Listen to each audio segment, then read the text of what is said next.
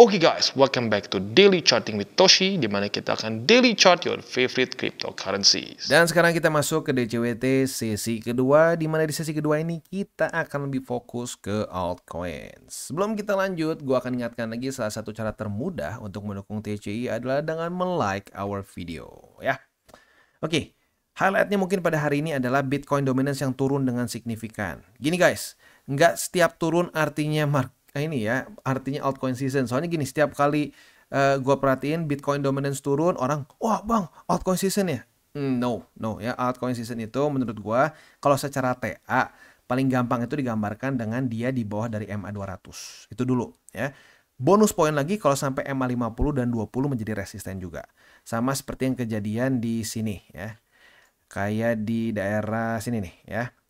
Nah, tetapi kita harus tahu secara fundamentalnya ini adalah masa-masa QT. Jadi kalau QT, kita berharap altcoin season paling kayak gini lah ya. Semasa udah gitu nanti BTC mendominasi lagi. Kalau kita pengen kayak begini, butuh QE ya. QE itu adalah balance sheet naik dan interest rate rendah. Alias kalau mau dibikin super simplified-nya adalah saat the Fed mulai printing money. Walaupun itu nggak tepat secara teknisnya ya. Secara teknisnya itu nggak cuma printing money, tapi dia menurunkan juga interest rate ya. Nah, kalau lu pengen kayak gitu, harus nunggu. Karena fundamentalnya tidak mendukung. Gitu. Dari data yang kita punya, kalau kita pengen altcoins yang gila, ya, altcoins yang gila, itu harus masa-masa QE. Gitu ya. Nah, terus gini, kemarin kan gue bikin video ya spesifik untuk gimana nih altcoins ya. Kondisinya ya cukup bikin banyak orang yang deg-degan. Gue kaget jujurnya ya, gue kaget walaupun nggak banyak, tapi ada beberapa yang gue lihat komennya sampai, wah ya nih gue udah minus 50%, udah ada yang minus 40%. Wah, mau coba dibandingkan dengan porto gue? Porto gue sekarang ya dari titik tertinggi kemarin waktu BTC all time high, semua alts naik itu ya, gua cuma drawdown itu kurang dari 10%. Perbandingannya lihat. Kenapa bisa seperti itu? Sekali lagi, karena ya komposisi dari spot portofolio gua. Komposisinya gue udah bilang paling tinggi adalah BTC, Ethereum, lalu sisanya altcoins. Nah, karena altcoinsnya kecil, itu nggak sampai 30% dari porto spot gua, saat terjadi volatility tidak terlalu ekstrim. Dan kebetulan ya, bukan kebetulan juga sih sebenarnya ya, itu atas analisa juga sih. Yang rata-rata gue pegang adalah altcoins yang cenderung nahan. Contohnya kayak apa? Gue pegang salah satu paling besar posisi alt gue, salah satu posisi alt gue adalah BNB. BNB, Solana ya. Tapi nggak semua posisinya bagus juga gitu. Kayak contoh gue ada AVAX, ada Polkadot gitu, ada FTM. Nah, jadi itu tuh, gue harap lu bisa kebayang resikonya seperti apa gitu kalau lu pegang kebanyakan altcoins. Dan bahkan yang kemarin ada juga sampai komen gini, udah nggak usah bahas-bahas dominance katanya. Udah intinya gimana nih nyangkut di alts. Ya lu udah nasi menjadi bubur. Kalau lu sampai terlalu besar minusnya gitu ya, ya artinya ya udah nggak bisa dibalikin gitu loh. Gini, gua itu bangun portofolio spot gua itu dari 2022 ya, bangun untuk cycle itu dari 2022. Ya 2022 lah ya, dari 2022 awal di mana BTC itu secara TA sedang sangat oversold ya di masa-masa ini nih ya, di masa-masa di 20.000 ya, waktu di akhirnya ngedam lagi ke 15.000 dan gua akumulasi di daerah sini sampai ke sini. Untuk BTC yang paling banyak ya, sisanya ya akumulasi tipis-tipis lah ya. Tapi paling besar itu di daerah sini. Nah, nggak bisa lu seenak jidat ngomong, udah nggak usah lah, gue nggak mau denger teori lu, pokoknya gimana benerinnya. Ya gue juga nggak bisa. Ya, ini porto gue tuh gue bangun dengan hati-hati pelan-pelan dari 2022. Lu tuh kesannya bangun rumah nih. Bangun rumah, lu salah fondasi ya, fondasinya kacau. Wah, ini rumah jadi miring, ada yang temboknya jatuh, airnya semua hancur lah dan lain-lain. Ya udahlah, gue nggak mau tahu teorinya, benerin rumah gue. Pakai pala lu benerinnya gimana gitu loh. Ya kalau udah terlalu hancur ya nggak bisa. Kalau lu fondasi dari awalnya udah salah, ya sudah begitu. Ya pembelajaran buat lu lah gitu. Kalau bikin porto jangan ngasal gitu ya.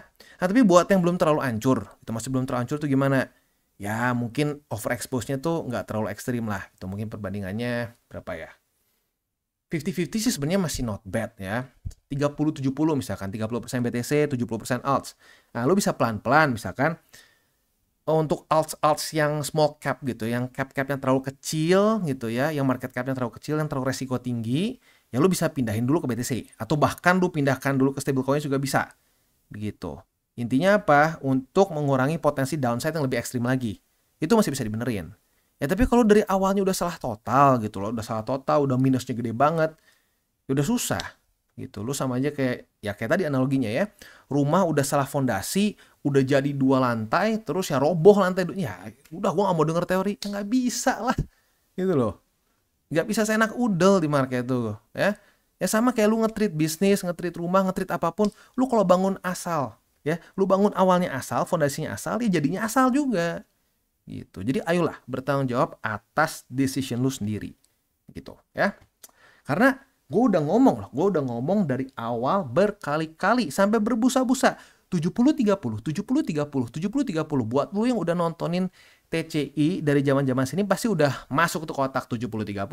Gue berat di BTC. Ya. Lalu kenapa gue berat di BTC? Gue udah jelasin berkali-kali.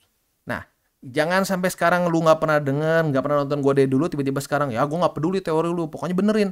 Pale lu benerin tuh. Benerin sendiri ya. Enak aja. Ya. Oke. Selanjutnya kita akan masuk ke economic calendar. Untuk hari ini nggak ada apa-apa ya. Besok yang lumayan penting nih ya. Besok itu akan ada initial jobless claim. Nah, lagi-lagi ini adalah bukan kebijakan. Data yang akan bisa mempengaruhi kebijakan the Fed kalau terus-menerus merah ya. Jadi initial jobless claim kalau sampai ini merah dan Philadelphia Fed Manufacturing juga merah, lagi-lagi US makin mendekati ke ya itulah ya resesi begitu. Nah, semoga datanya mulai membaik begitu. Kalau datanya mulai membaik, mungkin akan ada apa ya kesannya? Akan ada bantalan lagi ekstra supaya US semakin menjauh lah dari resesi ya. Next, jam 10-nya besok itu akan ada crude oil inventories. Kalau menurut gue yang ini tiga-tiganya penting sih soalnya ya. Jujurnya minyak juga sekarang udah lumayan sedikit menyeramkan ya. Data-datanya crude oil inventories cenderung merah belakangan ini ya. Merah, merah, merah. Sebelumnya masih ada hijau, merah, hijau, merah. Terakhir, 3 data terakhir itu merah semua. Begitu. 2 data terakhir merah semua. Jadi ya semoga data-data US mulai membaik. Karena kalau terus-terusan merah merona, akan mendekati diri mereka ke resesi. Begitu ya. Oke, itu kurang lebih untuk hari ini ya. Untuk secara makronya maksudnya ya. Untuk chartingnya kita akan bahas Ondo, BNB, Solana, Manta, dan TIA ya. Nah untuk Manta ini ya ini lagi-lagi makanya kenapa gue bilang Manta itu gue masukinnya kalau lu mau akumulasi secara spot adalah akumulasi resiko tinggi gitu. Dan gue harus ingetin ya, yang gue bahas di DCWT sesi kedua bukan berarti ada di porto gue ya. Ini tergantung dari request. Kalau cukup banyak requestnya kita akan bahas begitu. Kalau mau yang pasti gue punya adalah DCWT sesi 1 yaitu BTC Ethereum ya. Oke. Jadi sebelum kita masuk, gue akan disclaimer dulu bahwa semua konten dari TCI bukanlah financial advice. Ini semua bentuknya adalah edukasi ya. Lalu bagaimana cara untuk mendukung TCI? Ada banyak caranya. Lu bisa like our video, bisa share our video, atau juga bisa menggunakan link referral kita di bawah. Nah sekarang kita akan dengar dulu pesan-pesan dari sponsor kita pada hari ini. Oke, today's video is brought to you by BitGet. Dimana di sini baru saja listing ZK Zinc ya.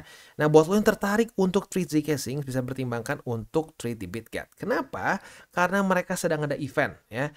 Jadi ZK USDT dan ATH USDT kita bisa mendapatkan BGB. Jadi ini adalah masuknya ke program trade to earn-nya mereka ya.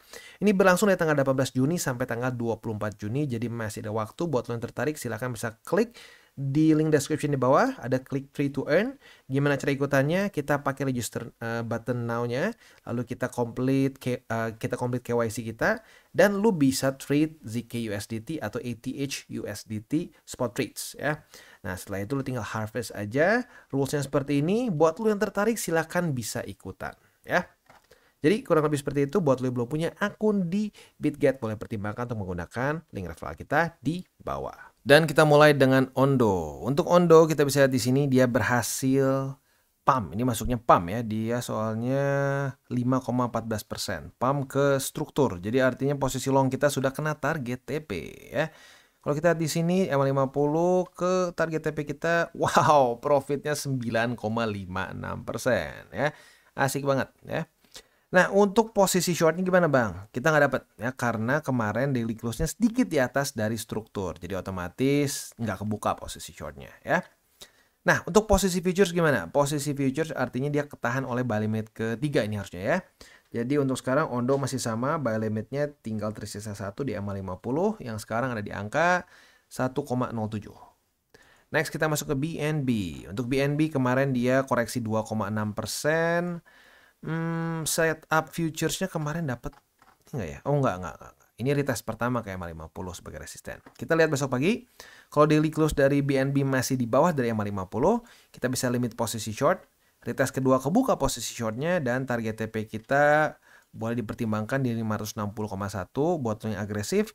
Yang lebih konservatif, technically speaking boleh di struktur yang literally baru kebentuk sekarang nih ya, yang ke 588,4. Tapi lagi-lagi itu butuh konfirmasinya besok lah ya, apakah ini benar-benar jadi struktur support atau tidak ya. Next kita masuk ke Solana. Untuk Solana kita bisa lihat di sini dia berhasil mantul di MA200 ya. Untuk posisi futuresnya gimana nih Bang? Nah, posisi futuresnya ini dia retest kedua support sebenarnya ya. Di 133,8 dan di MA200. Lo boleh pilih ya. Untuk yang lebih agresif, target untuk buka posisi longnya atau limit posisi longnya boleh di 133,8 ya. Tapi kalau mau lebih konservatif, boleh pertimbangkan di MA200 target TP-nya ya. Kalau di MA200 target TP-nya lu bisa pertimbangkan di 133,8 atau kalau lu mau agresif boleh juga di 144,14.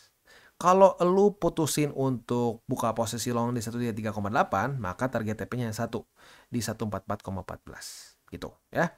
Itu kurang lebih setup untuk di Solana untuk posisi futuresnya. Posisi spotnya tinggal 2 ya. Buy limit kedua kayaknya ini ya. Kedua di 133,8 dan ketiga di MA200. Next kita masuk ke Manta. Untuk Manta cukup banyak yang request, tetapi secara spot ya gue udah bilang ya, karena dia jebol lagi struktur ya, kita jangan akumulasi lagi sama sekali. Dan ya ini lagi-lagi reminder bahwa saat lu agresif tuh nggak berarti selalu profit begitu ya. Agresif, konservatif, atau di tengah gitu ya, intermediate, itu adalah risk tolerance lu, bukan siapa yang lebih profit. Nggak, karena pada faktanya yang agresif bisa rugi, yang konservatif bisa juga ketinggalan, intermediate juga sama gitu. Jadi bukan mana yang lebih profit, tapi mana risk profile lu gitu ya. Jadi spot tinggalkan, jangan dipasang dulu sama sekali. Untuk sekarang ya paling setup terdekat adalah tunggu sampai dia ke MA20. Kalau sampai terjadi retest 1, retest 2 di MA20 sebagai resisten, kita bisa buka posisi short. Target TP-nya ya sekarang masih belum kebentuk karena lu lihat sendiri masih terjun payung ya. Jadi ini sekali lagi adalah resiko dari aset yang baru launch ya, baru launch pool, baru launch pad itu bisa dengan gampang kehilangan struktur ya.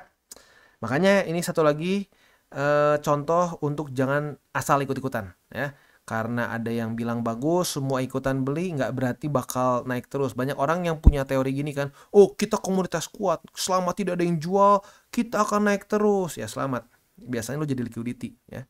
Itu yang terjadi dari cycle ke cycle biasanya. Dan jangan lupa Manta ini secara market cap pun kecil. Jadi lagi-lagi aturan yang gue udah sering bahas dari sebelum-sebelumnya, market cap kecil, resiko lebih besar. Itu udah kayak hukum alam begitu ya. Ya, mungkin ini maksudnya ke hukum investasi atau hukum trading lah. Aset yang market cap lebih kecil itu akan resiko lebih besar. Dan volatility-nya itu lu jangan cuma pengen kalau dia rally atau ngepump. Kalau koreksi siap nggak? Nah kalau nggak siap ya jangan gitu ya. Next kita ke TIA. Untuk TIA dia itu jebol struktur yang terakhir kali kita bahas tuh 7,16 ya. Jadi ya well technically speaking masih ada sih support di sini. Jadi ya kalau mau mungkin the next spotnya itu adalah di 4,99 ya, karena di sini lebih tepatnya itu dia ketahan oleh MA20 dibandingkan ada struktur gitu ya. Posisi futuresnya gimana? Posisi futuresnya apabila terjadi retest 1, retest 2 di 7,16, kita bisa buka posisi short dengan target TP di $5 ya.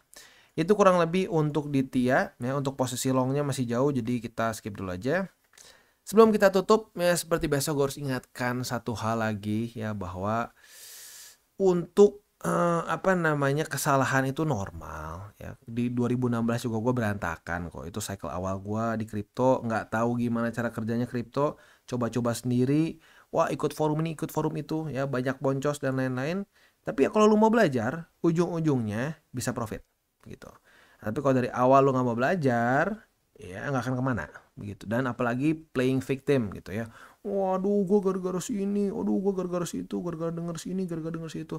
Nggak, mereka nodong lu pakai pistol buat beli. Selama dia nggak nodong lu pakai pistol buat beli, lu nggak bisa nyalahin gitu.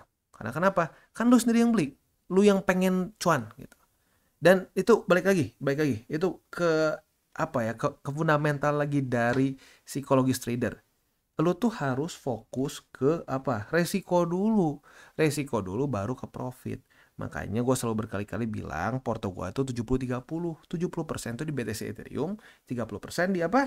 Di alts. Supaya apa? Bukannya supaya profitnya lebih kecil. Siapa yang mau profit lebih kecil? Gitu loh. Tapi untuk menjaga resiko. Gitu ya. Jadi apa namanya, ya mungkin gua ngerti lah, kalau dipikir-pikir orang mungkin ya ada yang udah stres gitu loh, datang ke sini udah stres dulu gitu ya, udah stres dikasih tahu bahwa ya ini resikonya bisa lebih dalam, ya mungkin kesel kali ya. Ya tapi gini, lu juga harus fair. Gua tuh udah ngomong ini dari 2022, gua udah berkali-kali ngomong dan gua happy banget. Lumayan banyak dari subscriber gue yang bilang, ya bang, gue sama kayak lu nih, gue 70-30, ada yang 80-20, ada yang 60-40 gitu antara rasio BTC dengan alts gitu. Nah ya gue happy. Artinya apa? Lu dengerin gue dari dulu gitu. Dan gue yakin ya, kalau lu komposisinya itu nggak terlalu berat di altcoin, lu nggak akan terlalu panik sekarang. Gitu. Karena gini loh, 30% yang gue pilih aja, ya 30% gue pilih itu aja, nggak semuanya bisa ngalahin BTC. Kebetulan yang gue pilih seperti BNB dan Solana gitu ya, itu dua winners yang secara per Ethereum per BTC-nya bagus gitu. BTC Sol sama Sol BTC sama BNB BTC bagus. Tapi banyak juga yang gue pilih di awal cycle yang masuk ke 30% itu pun nggak berhasil atau outperform lah, bukan tidak berhasil lah, masih ke outperform oleh BTC. Contohnya apa? Contohnya seperti Phantom. Phantom ya secara per BTC-nya berantakan. Ya lihat sendiri, outperform ya sama BTC. Lalu contoh lagi apalagi ya, AVAX, Cardano gitu. Jadi kesannya gue yang udah dari 2016 aja, yang porto alts gue itu nggak semua menang dengan BTC. Nah apalagi lu yang buta gitu loh. Lu yang buta pasti akan milih token-token nggak jelas. Itu faktanya gitu. Sorry, itu faktanya. Karena di 2016 pun sama. Gue belinya token-token gak jelas, yang gue pikir, oh murah ya. Ujung-ujungnya apa? Digampar market. Nah pertanyaannya, waktu lu digampar market, apakah lu akan kesannya perengek-rengek dan aduh udahlah nih kripto, bener-bener kripto anjing gitu ya, atau lu belajar? Nah kalau lu belajar, lu ada chance buat lanjut lagi gitu. Nah ini shortcutnya apa? 3 golden rule.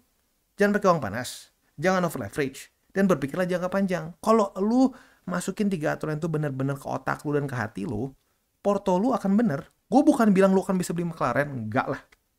Tiap orang beda-beda. Mungkin kalau lu memang duitnya banyak banget, ya gampang gak beli McLaren gitu ya dengan 3 golden rules. Tapi yang pasti adalah secara persentase, porto lu akan lebih gampang naik ya, dan cenderung lebih tahan kalau terjadi dump. Begitu ya. Oke, jadi kurang lebih seperti itu. Sekali lagi buat lo yang pengen per favorit itu dimasukin ke DCWT sesi kedua, boleh komen di bawah. Apabila cukup banyak demandnya, kita akan masukkan ke DCWT sesi kedua. Oke guys, jadi itu adalah akhir dari segmen DCWT kita pada hari ini. Dan jangan lupa, bagi kalian yang merasakan manfaat dari segmen ini, jangan lupa untuk share ke teman-teman kalian. Dan apabila lu pengen mensupport channel kita, ya TCI, jangan lupa untuk menggunakan link referral kita di bawah. Nggak wajib ya, tetapi apabila lu menggunakan link referral kita di bawah, ada macam-macam ya, dari Bybit, Huobi, Maxi, toko kripto, dan banyak lagi. Ya, walaupun nggak wajib, tapi kalau menggunakan link referral kita, lu secara langsung membantu perkembangan dari TCI. Dan satu lagi, jangan lupa juga untuk join Telegram group kita, di mana kita bisa ngobrol-ngobrol santai mengenai dunia cryptocurrency secara 2 arah. So, jangan lupa untuk like, subscribe, klik the bell icon, and see you on the next video.